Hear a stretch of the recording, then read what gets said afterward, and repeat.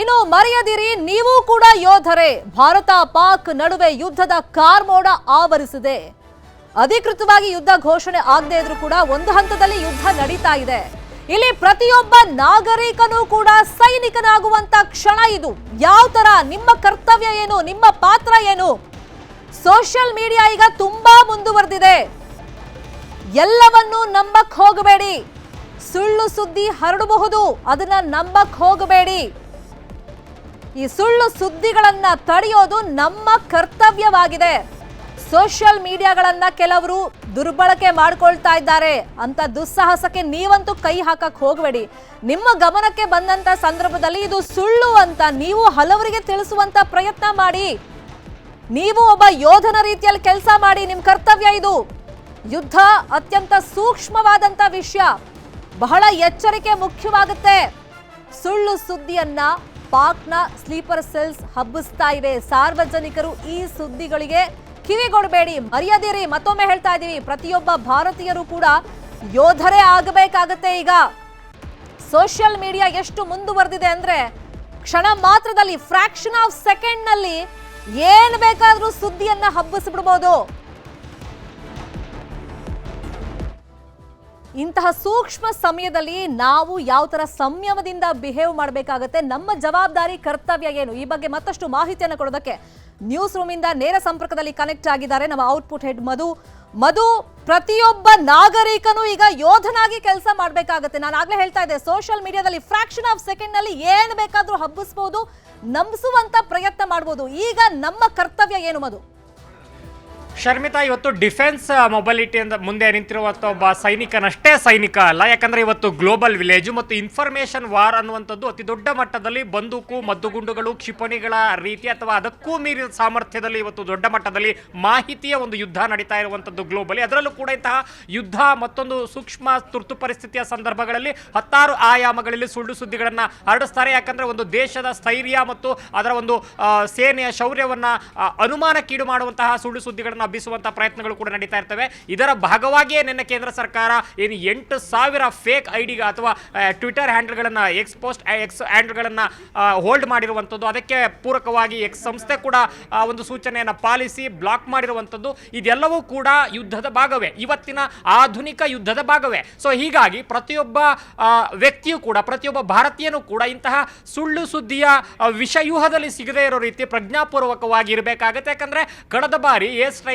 Surgical strike ಇಂತಹ ಪ್ರಯತ್ನಗಳಾಗುವಂಥ ಸಂದರ್ಭದಲ್ಲಿ ಅಭಿನಂದನನ್ನ ಸೆರೆ ಹಿಡಿದಾಗ ಏನೆಲ್ಲ ಸುದ್ದಿಗಳು ಹರಿದಾಡಿದ್ವು. ನಮ್ಮಲ್ಲೇ ಕೂಡ ಅನುಮಾನಗಳು, ಸರ್ಕಾರ ಸರಿಯಾಗಿ ಕೆಲಸ ಮಾಡ್ತಾ ಇಲ್ಲ, ಪೂರ್ವ ಸಿದ್ಧತೆ ಇಲ್ಲ, ಅಥವಾ ನಮ್ಮ ಹಲವಾರು ಸೈನಿಕರನ್ನ ಕ್ಯಾಪ್ಚರ್ ಮಾಡಿದಾರಂತೆ, ಹಲವಾರು ಯುದ್ಧ ವಿಮಾನಗಳನ್ನು ಹೊಡೆದಾಕಿದಾರಂತೆ ಪಾಕಿಸ್ತಾನ ಅನ್ನುವಂಥ ಪಾಕಿಸ್ತಾನ ಪ್ರಚೋದಿತ ಅಥವಾ ಪಾಕಿಸ್ತಾನ ಪೋಷಿತ ಏನು ಸಾಮಾಜಿಕ ಜಾಲತಾಣಗಳ ಒಂದು ಯುದ್ಧ ಏನಿತ್ತು ಅದಕ್ಕೆ ಬಲಿಯಾಗುವಂಥ ಒಂದು ಮನಸ್ಥಿತಿಯಲ್ಲಿ ಹಲವಾರು ಭಾರತೀಯರು ಕೂಡ ಇದ್ವು. ಮತ್ತು ನಮ್ಮಲ್ಲಿರುವಂಥ ಸ್ಲೀಪರ್ ಸೆಲ್ಗಳು in terms of ideologically, in terms of ಪಾಕಿಸ್ತಾನದ ಪೋಷಿತ ಏನು ಉಗ್ರಗಾಮಿ ಸ್ಲೀಪರ್ ಸೆಲ್ಗಳು ಕೂಡ ಇರ್ಬೋದು, ಎಲ್ಲವೂ ಕೂಡ ಇಂತಹ ಒಂದು ಮಾಹಿತಿ ಯುದ್ಧವನ್ನು ಮಾಡುತ್ತೆ ಅನ್ನುವಂಥದ್ದು ಬಹುತೇಕ ಇವತ್ತಿನ ಗ್ಲೋಬಲ್ ಏನು ಅಜೆಂಡಾದಲ್ಲಿ ಕಾಣಸಿಗುವಂಥ ಯುದ್ಧದ ಒಂದು ತಂತ್ರಗಾರಿಕೆ, ಅದರ ಒಂದು ಭಾಗವೂ ಹೌದು. ಸೊ ಈ ಹಿನ್ನೆಲೆಯಲ್ಲಿ ಇವತ್ತು ಪ್ರತಿಯೊಬ್ಬ ಭಾರತೀಯನ ಕರ್ತವ್ಯ ಇದಾಗಿದೆ.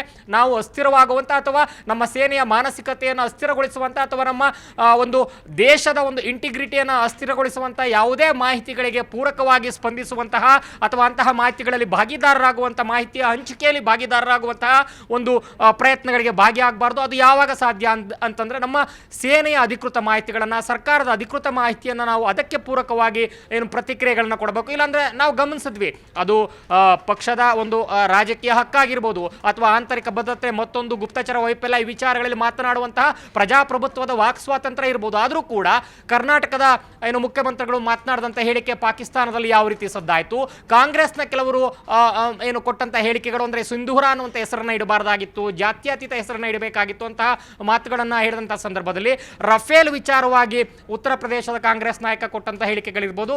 ಕಾಂಗ್ರೆಸ್ ಅಂತ ಸ್ಪೆಸಿಫಿಕ್ ಆಗಿ ಹೇಳ್ತಾ ಇಲ್ಲ, ಅಥವಾ ಒಬ್ಬ ಭಾರತೀಯ ಪ್ರಜೆಯು ಕೂಡ ಒಂದು ಸೇನೆಯ ಒಂದು ಕಾರ್ಯಾಚರಣೆಗಳನ್ನು, ಸೇನೆಯ ಶಕ್ತಿಗಳನ್ನು ಶಂಕಿಸುವ ಅಥವಾ ಅನುಮಾನಿಸುವ, ಅಸ್ಥಿರಗೊಳಿಸುವಂಥ ಹೇಳಿಕೆಗಳನ್ನು ಅಥವಾ ಅಂತಹ ಹೇಳಿಕೆಗಳಿಗೆ ಪೂರಕವಾದಂಥ ವ್ಯವಸ್ಥೆಯೊಳಗೆ ಏನು ಪಾಕಿಸ್ತಾನ ಕೈ ಹಾಕುವಂಥ ಮಾಹಿತಿ ವಾರನ ಕೂಡ ಏನು ಮಾಡುತ್ತೆ, ಸೈಬರ್ ಅಟ್ಯಾಕ್ಗಳನ್ನು ಮಾಡುವಂಥದ್ದು. ಚೀನಾ ಕೂಡ ಬೆಂಬಲ ಇರೋದ್ರಿಂದ, ಅದರಲ್ಲಿ ಅಡ್ವಾನ್ಸ್ಡ್ ಆಗಿರೋದ್ರಿಂದ ಚೀನಾ ಈ ಒಂದು ಸೈಬರ್ ಪಡೆಯಲ್ಲಿ ಪಾಕಿಸ್ತಾನಕ್ಕೆ ನೆರವು ಕೊಟ್ಟು ಮಿಸ್ಇನ್ಫಾರ್ಮೇಷನ್ ಸ್ಪ್ರೆಡ್ ಮಾಡುವಂಥ ಅಜೆಂಡಾಗಳಿಗೆ ಬಲಿಯಾಗಬಾರ್ದು ಅನ್ನೋ ಕಾರಣಕ್ಕೆ ಅದೆಲ್ಲವೂ ಕೂಡ ಪಾಕಿಸ್ತಾನದಲ್ಲಿ ದೊಡ್ಡ ಸದ್ದಾಗುತ್ತೆ. ಪಾಕಿಸ್ತಾನದ ಒಂದು ರಕ್ಷಣಾ ಸಚಿವ ಏನು ಆಸಿಫ್ ಕ್ವಾಜಾ ವಿದೇಶಿ ಮಾಧ್ಯಮಗಳಿಗೆ ಮಾತನಾಡ್ತಾ ಹೇಳಿದಂಥ ವಿಚಾರದಲ್ಲಿ ಅಲ್ಲಿನ ಆಂಕರ್ ಕೇಳ್ತಾರೆ, ನ್ಯೂಸ್ ಪ್ರೆಸೆಂಟರ್, ಯಾವ ಒಂದು ಸಾಕ್ಷಿಯ ಆಧಾರದಲ್ಲಿ ನೀವು ಭಾರತದ ಯುದ್ಧ ವಿಮಾನಗಳನ್ನು ಹೊಡೆದುರುಳಿಸಿದ್ವಿ ಅಂತ ಹೇಳ್ತಾ ಇದ್ದೀರಾ ಅಂತ ಕೇಳಿದ್ರೆ, ಸಾಕ್ಷಿ ಬೇಕು ಅಂದರೆ ಸೋಷಿಯಲ್ ಮೀಡಿಯಾಗೆ ಹೋಗಿ, ಆ ಸೋಷಿಯಲ್ ಮೀಡಿಯಾ ಭಾರತೀಯ ಸೋಷಿಯಲ್ ಮೀಡಿಯಾಗಳೆಲ್ಲ ಈ ಬಗ್ಗೆ ವರದಿಯಾಗಿದೆ ಅನ್ನುವಂಥ ಒಂದು ಮಾತನ್ನು ಹೇಳ್ತಾರೆ. ಸೊ ಅಂತಹ ಉಲ್ಲೇಖಗಳನ್ನು ಮಾಡಿ ನಮ್ಮ ಒಂದು ಸೇನೆಯ ಶಕ್ತಿ ಸಾಮರ್ಥ್ಯ ಶೌರ್ಯವನ್ನು ಪ್ರಶ್ನೆ ಮಾಡುವಂಥ, ಅಣಕಿಸುವಂತಹ ಅಥವಾ ಏನು ಅನುಮಾನ ಹುಟ್ಟುಹಾಕುವಂಥ ಒಂದು ಮಾಹಿತಿಯನ್ನು ಸೋರಿಕೆ ಆಗಬಾರ್ದು ಅಂತ ಒಂದು ಮಾಹಿತಿಗಳಿಗೆ ಬಲಿಯಾಗಬಾರ್ದು ಅನ್ನೋ ಕಾರಣಕ್ಕೆ ಪ್ರತಿಯೊಬ್ಬ ನಾಗರಿಕನು ಕೂಡ ಇವತ್ತು ಜವಾಬ್ದಾರಿಯಿಂದ ವರ್ತಿಸಬೇಕಾಗತ್ತೆ.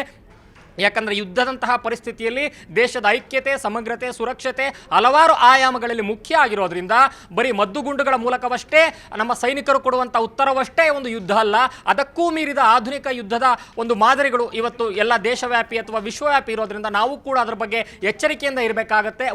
ಆ ನಿಟ್ಟಿನಲ್ಲಿ ಪ್ರತಿಯೊಬ್ಬ ಭಾರತೀಯ, ಪ್ರತಿಯೊಬ್ಬ ಪ್ರಜೆಯ ಕೂಡ ಕರ್ತವ್ಯ ಇದೆ. ಸೊ ಈ ಹಿನ್ನೆಲೆಯಲ್ಲಿ ಈ ಹಿಂದೆ ಆದಂಥ ಒಂದು ಮಿಸ್ಇನ್ಫಾರ್ಮೇಷನ್ ಪ್ರೊಪಗಂಡಗಳಿಗೆ ಬಲಿಯಾಗದಂತೆ ಈ ಸಲ ಭಾರತದ ಸೇನೆ ಅತ್ಯಂತ ಅಡ್ವಾನ್ಸ್ಡ್ ಆಗಿದೆ. ಕನ್ವೆನ್ಷನಲ್ ವಾರ್ ಅಷ್ಟೇ ಅಲ್ಲ, ಬರೀ ಭೂದಳದ ಶಕ್ತಿ ಸಾಮರ್ಥ್ಯ ಅಷ್ಟೇ ಅಲ್ಲ, ಕೂತಲ್ಲೇ ಪಾಕಿಸ್ತಾನದ ಹಲವಾರು ನಗರಗಳನ್ನು ಕಂಪಿಸುವಂಥ, ನಡುಗಿಸುವಂಥ, ಅಧೀರಗೊಳಿಸುವಂತಹ ಸ್ಕೈ ಸ್ಟ್ರೈಕರ್ಗಳು, ಬೆಂಗಳೂರು ನಿರ್ಮಿತ ಸ್ಕೈ ಸ್ಟ್ರೈಕರ್ಗಳು ವಿಶ್ವವ್ಯಾಪಿ ದೊಡ್ಡ ಸಂದೇಶವನ್ನು ಭಾರತೀಯ ಸೇನೆಯ ಸಾಮರ್ಥ್ಯ, ಕೌಶಲ್ಯ, ತಂತ್ರಗಾರಿಕೆಯ ಮೂಲಕ ಕೊಡ್ತಾ ಇದೆ Bharat. So we are well advanced army ಆಗಿದ್ದೀವಿ. ಬರೀ ಹೆಸರಿಗಷ್ಟೇ 4ನೇ ಅತಿ ದೊಡ್ಡ ಆರ್ಮಿ ಅಲ್ಲ, ರಕ್ಷಣಾ ಬಜೆಟಲ್ಲಿ 6.5 ಲಕ್ಷ ಕೋಟಿ ಇರುವಂಥ ಬರೀ ಕಾಗದದ ಆರ್ಮಿ ಅಲ್ಲ, ಅದಕ್ಕೂ ಮೀರಿದ ಪಾಕಿಸ್ತಾನಕ್ಕೆ ಐತಿಹಾಸಿಕವಾಗಿ ಉತ್ತರ ಕೊಟ್ಟಿದ್ದೀವಿ ಅನ್ನೋದು ಎಷ್ಟು ನಿಜವೋ ಕನ್ವೆನ್ಷನಲ್ ವಾರ್ಗಳಲ್ಲಿ, ಅದಕ್ಕೂ ಮೀರಿದ ನಿಮ್ಮ ನೇರ ಯುದ್ಧಗಳನ್ನು ಮೀರಿ ನಿಮ್ಮ ಅಘೋರ ಯುದ್ಧಗಳಿಗೂ ಕೂಡ ನಾವು ಕೂತಲ್ಲೇ ಉತ್ತರವನ್ನು ಕೊಡ್ತೀವಿ ಅನ್ನುವಂಥ ಶಕ್ತಿ, ಸಾಮರ್ಥ್ಯ, ಸಂದೇಶವನ್ನು ಇವತ್ತು ಕೊಡ್ತಾ ಇರೋದ್ರಿಂದ ಅದಕ್ಕೆ ಪೂರಕವಾಗಿ ಪ್ರತಿಯೊಬ್ಬ ಭಾರತೀಯನು ಕೂಡ ಇರಬೇಕಾಗತ್ತೆ. ಏನೂ ಇಲ್ಲದೆ ಇರುವಂಥ ಬಿಕಾರಿ, ಅಸಾಮರ್ಥ್ಯ ರಾಷ್ಟ್ರ ಅಥವಾ ಅಣ್ವಸ್ತ್ರಗಳ ಆಧಾರದಲ್ಲಿ ನಾವು ಮಾತನಾಡುವಂಥ ಒಂದು ರೋಗ ಮನಸ್ಥಿತಿಯ ರಾಷ್ಟ್ರ ಏನಾದರೂ ಕೂಡ ಮಾಡ್ತೀವಿ, ನಾವು ಸಾಯೋದಕ್ಕೆ ಬದುಕಿರುವಂಥವ್ರು, ಸಾವಿನ ನಂತರದ ಬದುಕಿನ ಬಗ್ಗೆ ಕಲ್ಪನೆ, ಭರವಸೆಗಳನ್ನು ಇಟ್ಕೊಂಡಿರೋರು ಅಂತ ಹೇಳುವಂಥ ಬಿಕಾರಿ ದೇಶವಾದ ಪಾಕಿಸ್ತಾನವೇ ಅದರ ಸೇನೆ ಮತ್ತು ಸರ್ಕಾರವನ್ನು ಹೊಗಳಿ ಅಟ್ಟಕ್ಕೇರಿಸ್ತಾ ಇರುವಂಥ ಸಂದರ್ಭದಲ್ಲಿ, ಅಥವಾ ನಾವು ಪ್ರತಿದಾಳಿಯನ್ನು, ಪ್ರತಿರೋಧವನ್ನು ಕೊಡ್ತೀವಿ ಅಂತ ಬೊಗಳೆ ಭಾಷಣಗಳನ್ನು ಮಾಡ್ತಾ ಇರುವಂಥ ಸಂದರ್ಭದಲ್ಲಿ ನಮ್ಮವರೇ ನಮ್ಮ ಸೇನೆಯ ವಿರುದ್ಧ ಅಥವಾ ನಮ್ಮ ಸೇನೆಯ ಕಾರ್ಯಾಚರಣೆಗಳ ವಿರುದ್ಧ ಮಿಸ್ಇನ್ಫಾರ್ಮೇಷನ್ಗೆ ಬಲಿಯಾಗಬಾರ್ದು ಅಥವಾ ಮಿಸ್ಇನ್ಫಾರ್ಮೇಷನ್ಗಳ ಕ್ಯಾಂಪೇನ್ಗಳಲ್ಲಿ ಭಾಗಿಯಾಗಬಾರ್ದು ಅನ್ನೋ ಒಂದು ಸೂಕ್ಷ್ಮವಾದ ಗ್ರಹಿಕೆಯನ್ನು ಪ್ರತಿಯೊಬ್ಬ ಭಾರತೀಯನು ಕೂಡ ಇವತ್ತು ಬೆಳೆಸ್ಕೊಳ್ಳೋದ್ರ ಮೂಲಕ ಈ ಒಂದು ತುರ್ತು ಪರಿಸ್ಥಿತಿಯ ಸಂದರ್ಭದಲ್ಲಿ, ಯುದ್ಧದ ಕರಿನೆರಳಿನ ಸಂದರ್ಭದಲ್ಲಿ ನಾವು ಕೂಡ ಸೈನಿಕರಾಗುವಂತ ಒಂದು ಸಂಕಲ್ಪವನ್ನು ಇವತ್ತು ಮಾಡಬೇಕಾಗಿದೆ. ಶರ್ಮಿತಾ, ಫೈನ್, ಥ್ಯಾಂಕ್ ಯು ಮಧು, ಈ ಕ್ಷಣದ ಮಾಹಿತಿಯನ್ನು ಕೊಟ್ಟಿದ್ದಕ್ಕೆ.